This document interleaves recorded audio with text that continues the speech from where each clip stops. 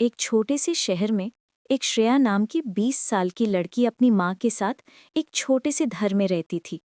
श्रेया के पापा नहीं थे। एक बीमारी के कारण उनकी मौत हो गई थी। उस समय श्रेया सिर्फ 3 साल की थी। श्रेया की माँ घर चलाने के लिए एक होटल में बर्तन धोने का काम करती थी।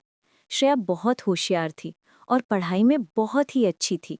जब भी उसकी माँ काम पर जाती तो घर का सारा काम करके पढ़ने लग जाती। उसका सपना था कि वो पढ़ाई करके अपनी माँ को एक अच्छी लाइफ दे।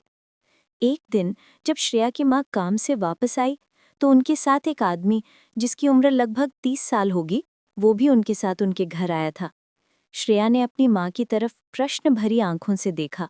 जैसे मन ही मन उसने अपनी माँ से पूछा, माँ, ये कौन है? माँ समझ गई। उन्होंने मुस्कुराते हुए बोला, बेटा, ये रवि है जो गांव से आए हैं।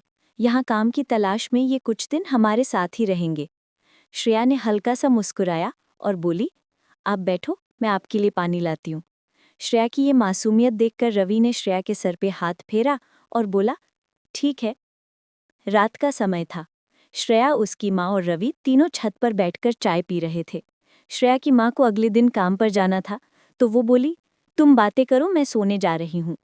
श्रेया बोली, ठीक है। अब छत पर श्रेया और रवि अकेले रह गए। रवि ने श्रेया से पूछा, तुम्हें खाने में क्या पसंद है?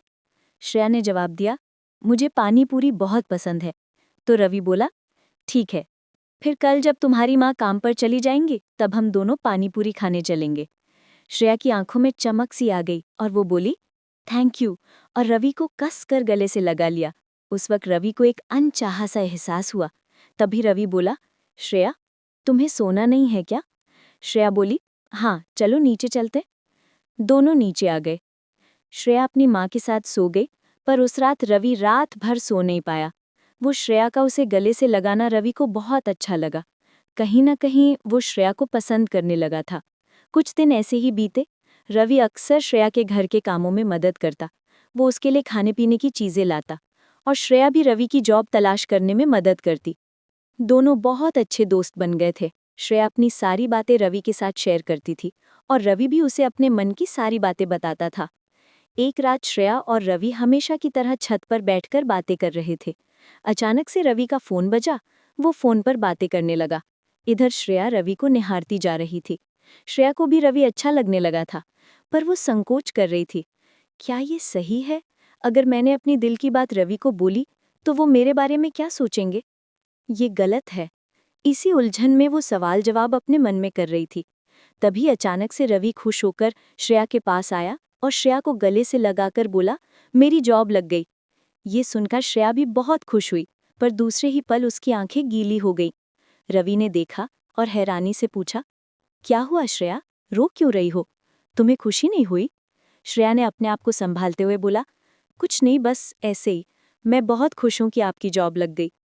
पर रवि समझ गया।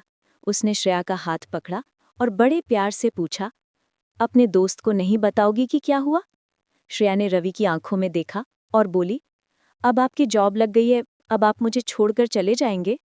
श्रेया की ये मासूम बातें सुनकर रवि का दिल पिघल गया। उसने श्रेया से बोला, नहीं, मैं यहीं रहूंगा तुम्हारे साथ।